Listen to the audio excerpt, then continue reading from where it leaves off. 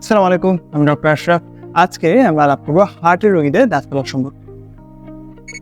একটা টিপস দিই আপনাকে, এই টিপসটা ফলো করলে আপনার ভিউ অনেক বাড়ে যাবে। কি টিপস? আপনি ভিডিওতে বলবেন যাদের হার্ট দুর্বল তারা এই ভিডিও দেখবেন না। ভিডিওটা তো বানানোই হচ্ছে হার্টের রোগীদের জন্য। ওনারা যদি ভিডিও না দেখে তাহলে তো ভিউ আরো কমে যাওয়ার কথা। কমবে না, পারবে। বাঙালিকে কোনো কিছু যদি মানা করে ওটা আরো বেশি বেশি করে করে। যখন আপনি বলবেন হার্টের রোগীরা দেখবেন না, তখন ওরা জিদ করিয়ে দেখবে যে কি আছে ভিডিওতে, আমি দেখবো। ভিডিও স্টার্ট হয়ে গেছে না, যে তোমাকে না বলছি ক্যামেরাম্যানের শুধু ভিডিও থাকবে, অডিও থাকবে না, তুমি চুপ। সাধারণত হার্টের রোগীরা অ্যাসপিরিন এবং ক্লপিরগ্রেল জাতীয় ওষুধ খেয়ে থাকেন, যাতে করে তাদের হার্টের যে রক্তনালিকাগুলো রয়েছে এগুলোতে যাতে রক্ত জমাট বাঁধতে না পারে, অর্থাৎ রক্ত চলাচল যাতে স্বাভাবিক থাকে। আর একটু সহজ করে বোঝান না, মনে হচ্ছে না ফেসবুক ইউটিউবে না মেডিকেলে ক্লাস করতে চলে আসছে।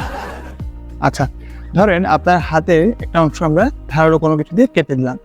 এই কেটে দেওয়ার পর স্বাভাবিক মানুষের ব্লিডিং টাইম বা রক্ত পড়ার সময় স্বাভাবিকভাবে 2 থেকে 7 মিনিট, কিন্তু হার্টের রোগীরা যারা এইসব ওষুধ খেয়ে থাকেন তাদের ক্ষেত্রে ব্লিডিং টাইমটা 2 থেকে 7 মিনিটের বেশি হবে। হার্টের রোগীদের দাঁত ফেলার ক্ষেত্রে 2টা পদ্ধতি প্রচলিত হয়। প্রথম পদ্ধতিতে আপনি যেই হার্টের ডাক্তারের ট্রিটমেন্টে আছেন ওনার কাছ থেকে আগে অনুমতি নিতে হবে যে আমি একটা দাঁত ফেলতে চাচ্ছি, সেই ক্ষেত্রে আমি এই ওষুধগুলো যেগুলো আমি হার্টের জন্য খেয়ে থাকি এগুলো কিছুদিনের জন্য কি বন্ধ রাখা যাবে কিনা।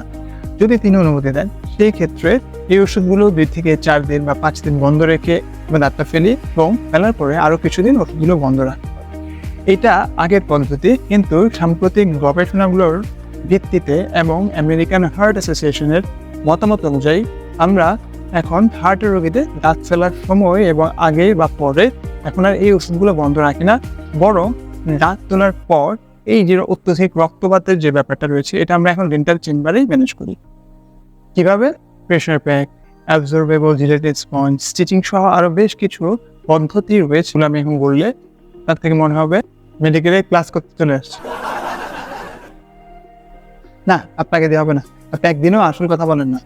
যাদের ঘরে হার্টের রোগী আছে তারা অবশ্যই ভিডিওটি শেয়ার করবেন, আর যাদের ঘরে হার্টের রোগী নাই তারা আরো বেশি করে শেয়ার করবেন যাতে ঘরে হার্টের রোগী না। দেন এবার ফিনিশিং লাইনটা বলেন, আমি তো ভিডিও শেষ করতে পারবো না।